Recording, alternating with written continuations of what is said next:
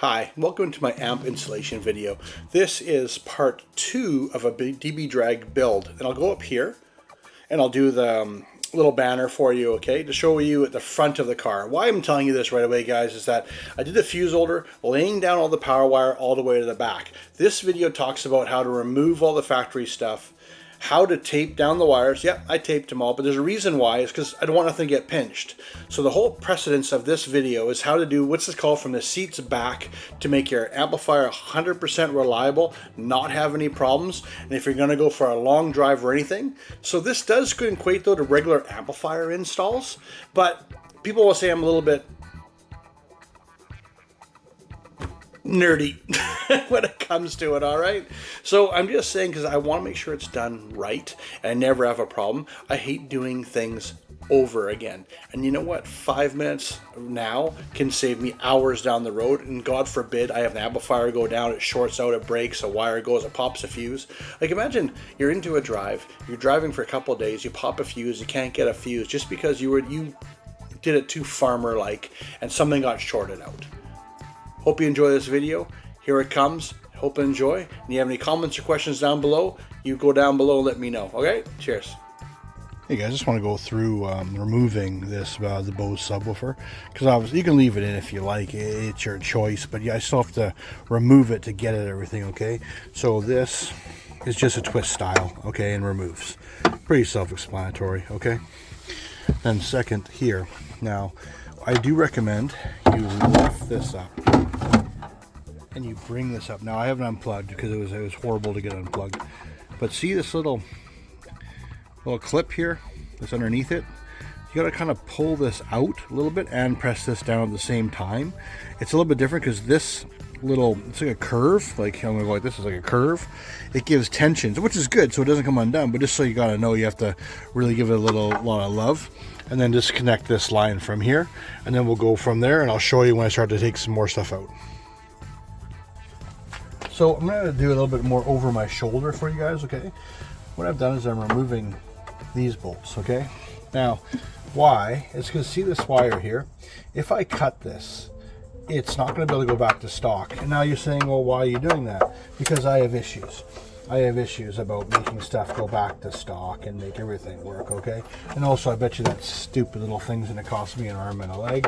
And so for the, you know, a couple of minutes it takes me to undo that thing, I'll take that time to do it.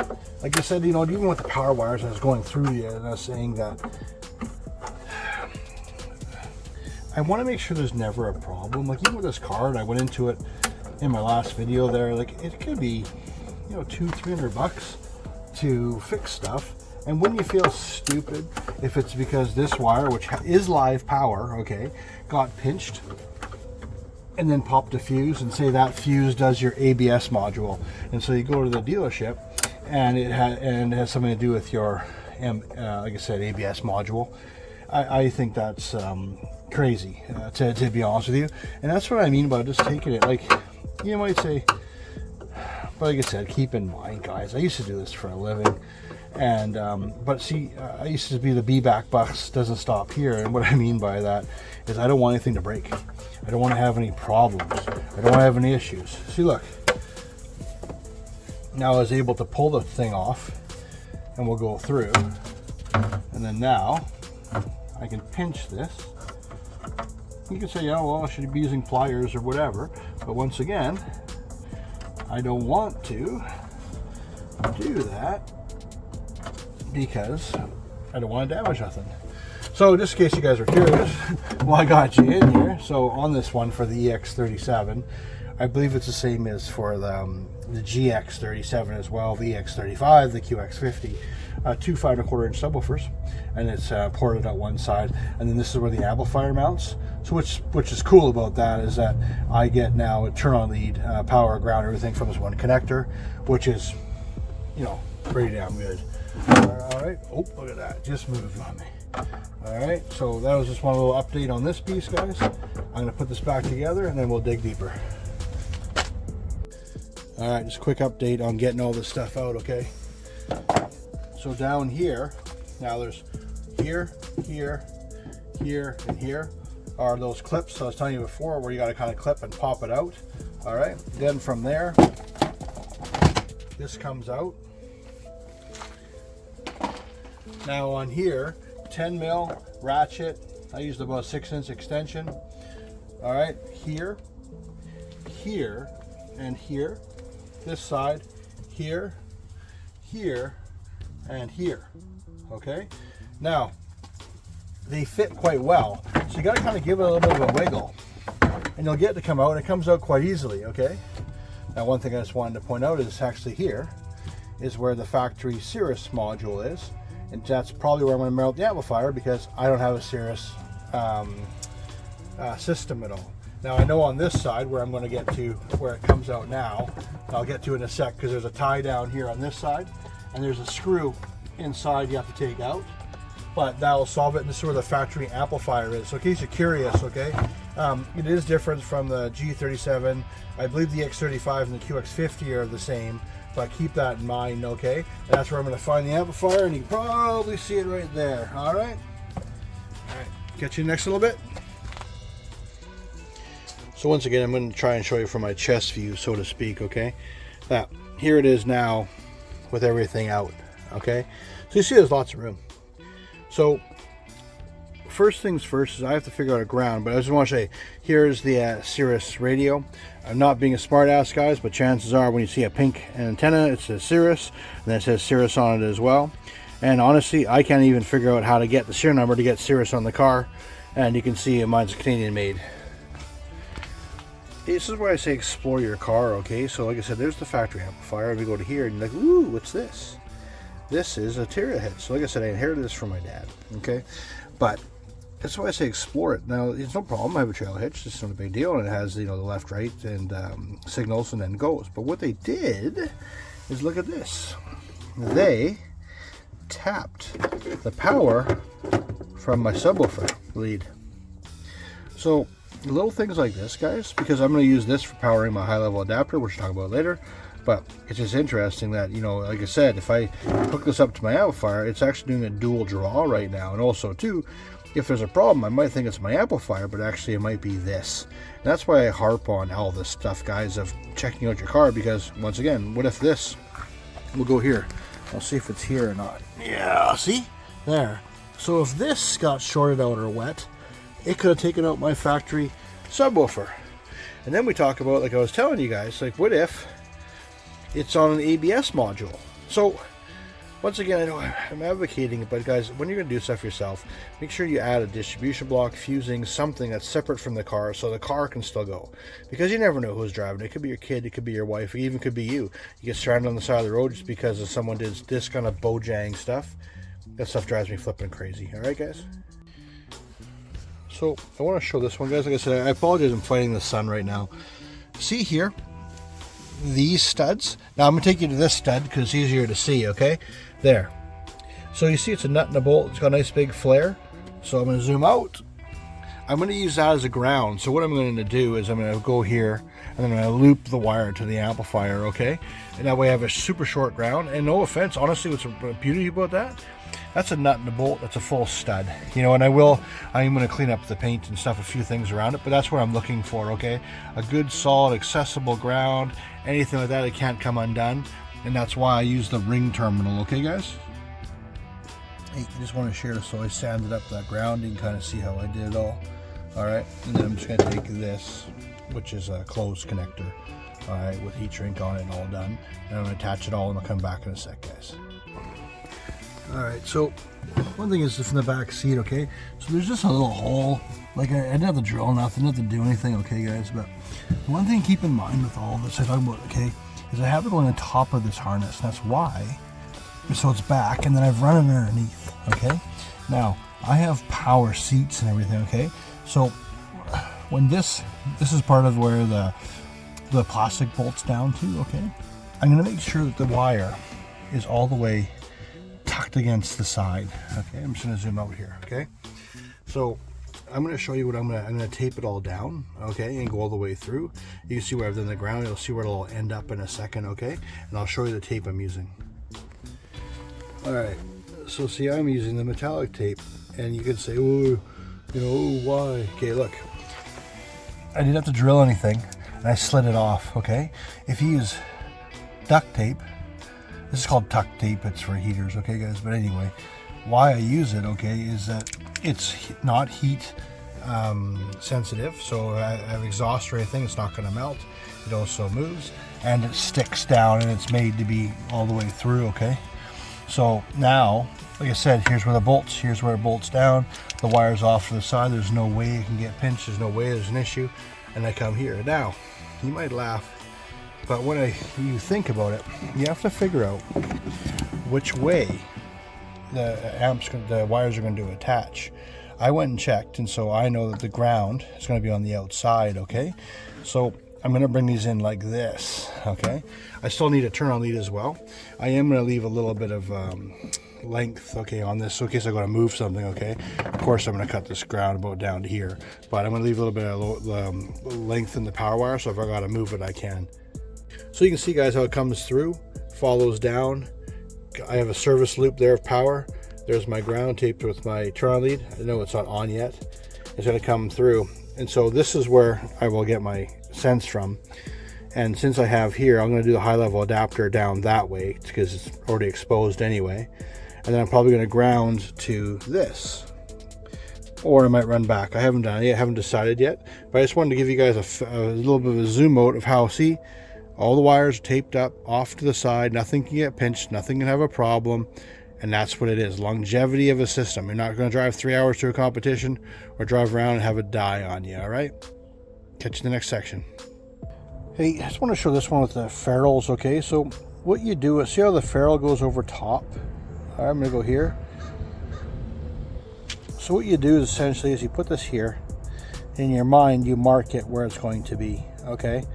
So then you cut it, like this one was. You can kind of see the bit there. And then this slides over top. And then I'm going to heat shrink this to hold that into place.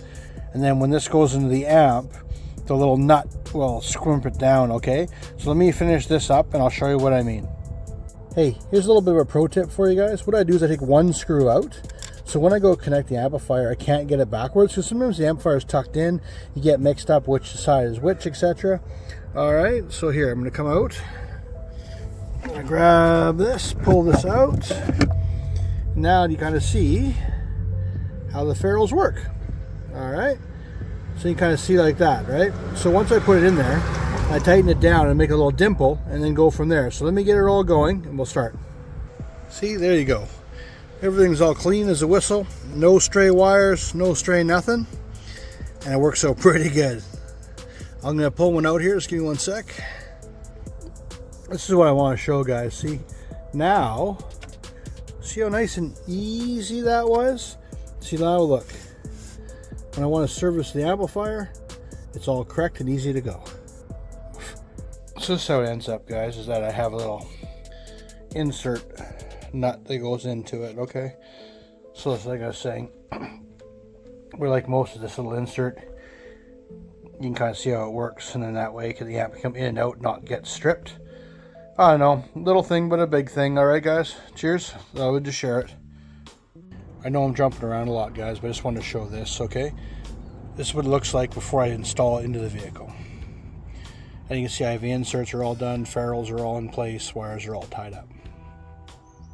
All right, guys, so now you can see where I got the board in. All right, yes, I have a loop because I want to be able to service it. And yes, you can poke fun at my tape if you want. All right, I haven't ran the last bit that you see floating here. But once again, though, is all this is off to the side. So all the factory panels will be able to go back on. That's the main thing right now. And then here's with my turn-on lead, because as I stated to you guys earlier, I'm going to be attaching my high-level adapter to here. And that'll be my next step of the whole thing. But you're starting to come along, and you're starting to see how it's going to happen. It's going to fit underneath the factory panel, and we'll go from there. Hey guys, I'm just going to zoom out. So this is the EX37, EX35, all of them, okay? What I want to show is how here, okay, so you might have seen I have a trailer hitch, okay?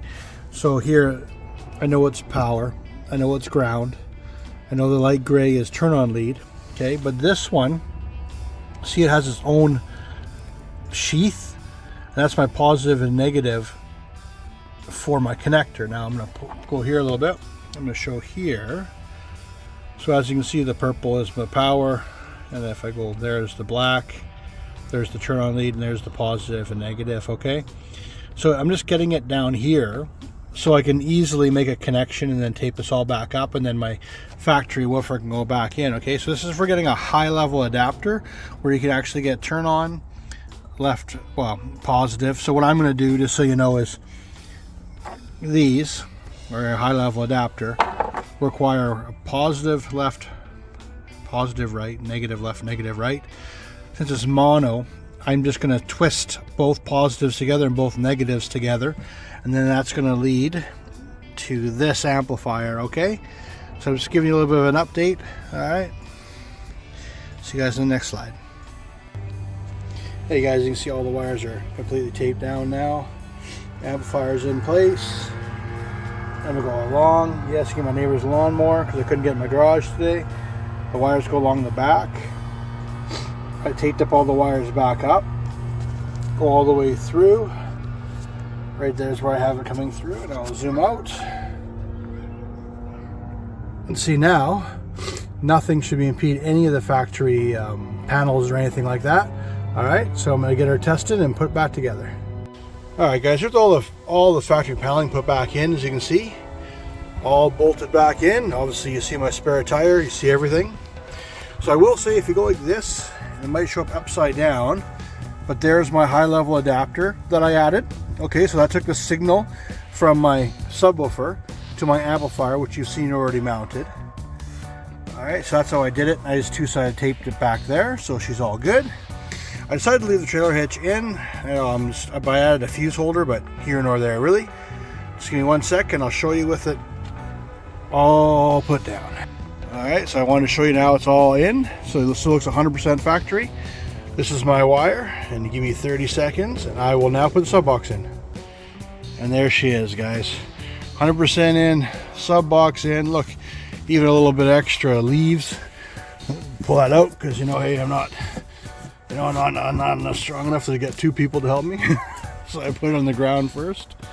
All right, there she all is in, guys. And that's what I talked about. Okay, it's 100% usable. I can take it in and out. Amplifier is not impeded anything. I still have a spare tire, everything. That is the epitome to me about doing a good job. So I just want to give you an update on everything that goes through, okay? So the one thing is, you'll notice I taped all the wires down. I created a fuse holder. I created where the wires came through. I created everything so I can make it a fully 100% usable system. People say you're a little bit nuts or obsessed, but hence that's why I'm car audio obsessed. Is I want to make it so I can use my car every day, day in, day out, have fun, do what I want with it, and still be able to enjoy bass. All right? I still think bass is the funnest part of the music, and since you probably see on the theme of my channel. All right, now I do have an update because this is kind of after the whole fact, but I got 4th out of 7th at a triple point event. But I'll tell you what happened though, and you can laugh about this. When you're competing, you have to know how close you get to a number in Bassrace, a dB drag format. Okay, and mine was 130 dB. Keep in mind, the workplace allowed to be louder than 120 dB. So anyway, I was hitting 129.8, 129.7, blah, blah. I turned up my amp a quarter of a gain, which you're not supposed to do, but hey, it was about competing. I turned it up and I blew way over. I hit 131.8. So I doubled my output just by the tweak of a screwdriver, all right? So live and learn. If you're gonna be competing in Bassrace, don't adjust your stuff until you can measure it and find out what you did, all right? If you're car audio obsessed like me and you want more content like this, please like and subscribe. I would appreciate it. It helps me grow. Anything you want to know more, any questions, go down below, leave a comment for me. Check out the next DB drag maybe in your neck of the woods. Go see a Bassrace event and see what it's like, about how close to a number you can get. And keep in mind, you can do that with an OEM system. It doesn't have to be aftermarket, okay? But hey, get those subs in your car, have some fun. See you in the next video.